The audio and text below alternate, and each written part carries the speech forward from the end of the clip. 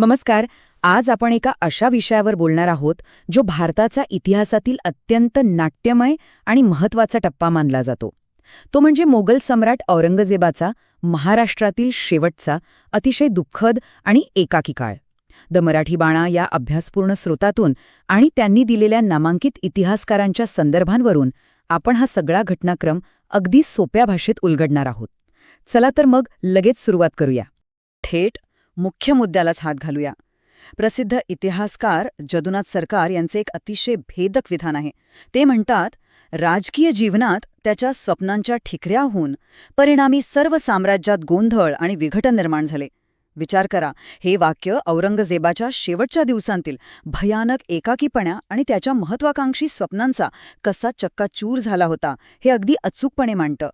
खरंच हे चित्र अत्यंत विदारक होतं. आता आपण औरंगजेबाच्या या अंतिम प्रवासाकडे वळूया. 20 जानेवारी 1706 हा तो दिवस जेव्हा औरंगजेब आपल्या शेवटच्या प्रवासासाठी अहमदनगरच्या छावणीत येऊन पोचला. पण आता परिस्थिती पूर्णपणे बदलली होती बरं का. त्याच्या पिढीतले सगळे जुने सरदार आता काळाच्या पडद्याआड दिले होते.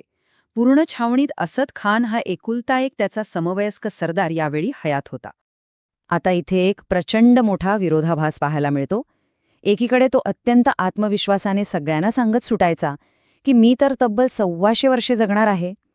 पण प्रत्यक्षात वास्तव काहीतरी वेगळंच होतं. कर्नाटकातील वाकिनखेड्याच्या मोहिमेवरून परत आल्यावर वयाच्या 89व्या वर्षी तो इतका प्रचंड थकला होता की त्याने स्वतः हतबल होऊन जाहीर करून टाकलं, अहमदनगर हाच माझ्या प्रवासाचा आता शेवटचा टप्पा असेल. आता आपण 1706च्या त्या व्यापक भूराजकीय परिस्थितीवर एक नजर टाकूया. दख्खनमधील मोगलांची पकड कशी वेगाने सैल होत होती आणि मोगल साम्राज्य कसं पत्त्यांच्या बंगल्यासारखं कोसळत होतं हे पाहणं खरोखरच रंजक आहे. तुम्हाला आलमगीर या पदवीचा अर्थ माहितीये? आलमगीर म्हणजे संपूर्ण विश्वाला मुठीत ठेवणारा.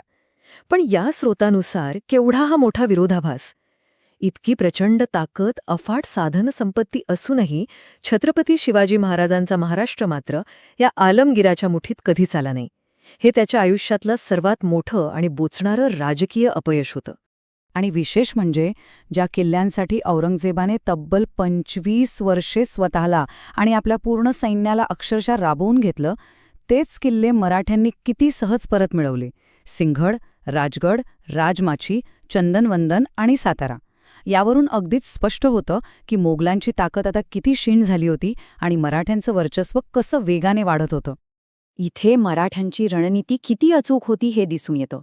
गाझी म्हणजे असा मुस्लिम योद्धा जो युद्धात विजयी होतो किंवा लढता लढता मरण पत्करतो.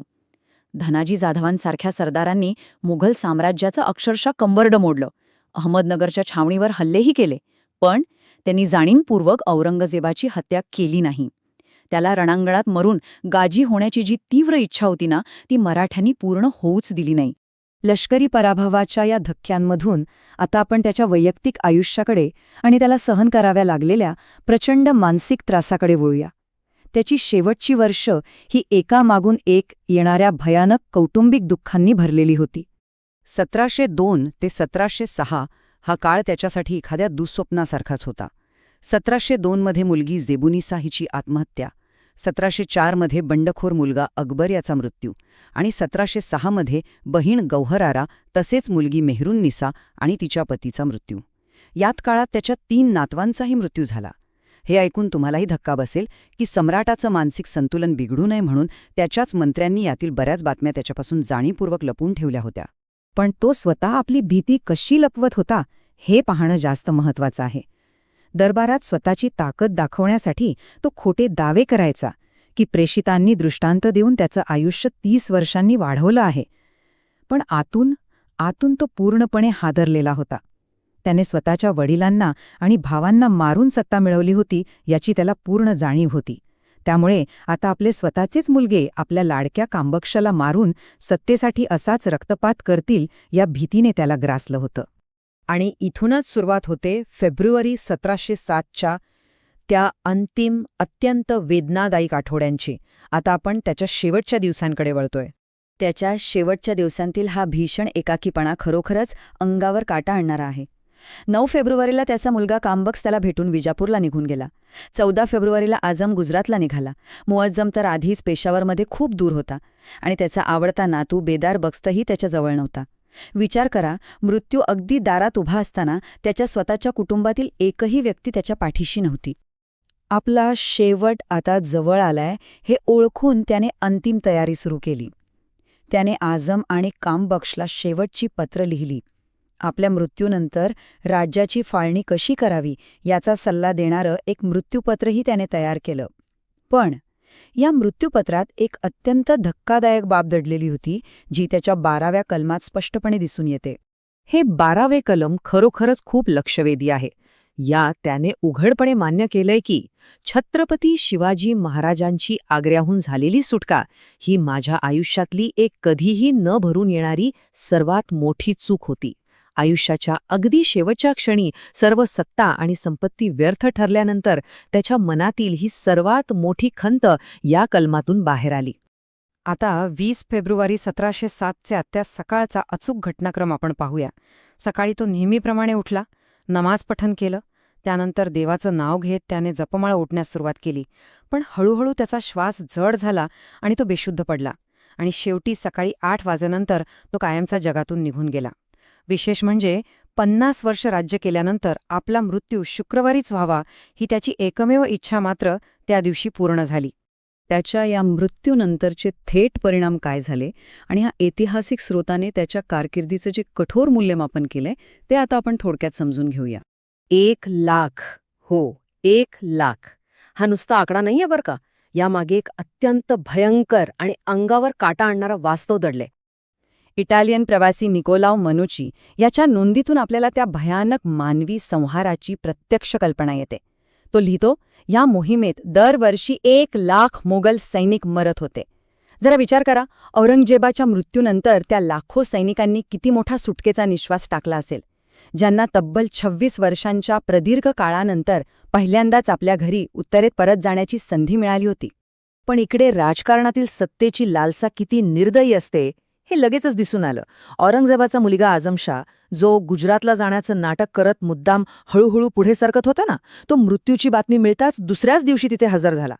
त्याने केवळ अंत्यविधी उरकला आणि क्षणाचाही विलंब न लावता लगेचच स्वतःला मोगल सम्राट म्हणून घोषित करून टाकलं. ह्या ऐतिहासिक विश्लेषणाचा मुख्य स्रोत असलेल्या द मराठी बाणा आणि त्यांनी संदर्भित केलेल्या इतिहासकारांनी मांडलेलं हे एक अत्यंत स्पष्ट मूल्यमापन आहे. आपण इथे कोणतीही बाजू न घेता केवळ स्रोतातील माहिती तटस्थपणे तुमच्यासमोर मांडत आहोत. स्रोतानुसार औरंगजेबाने आपल्या कट्टर धर्मांध धोरणांमुळे खूप मोठं नुकसान केलं. तो ना चांगला शासक बनू शकला, ना चांगला माणूस, ना मुलगा, ना चांगला बाप. असं मानलं जातं की त्याने स्वतःच्याच हाताने आपल्या मोगल साम्राज्याचा पाया उखडून टाकला होता. 50 वर्षांच्या अत्यंत रक्तरंजित आणि भव्य राजवटीनंतरचा हा शेवटचा विरोधाभास खरोखरच विचार करायला लावणार आहे.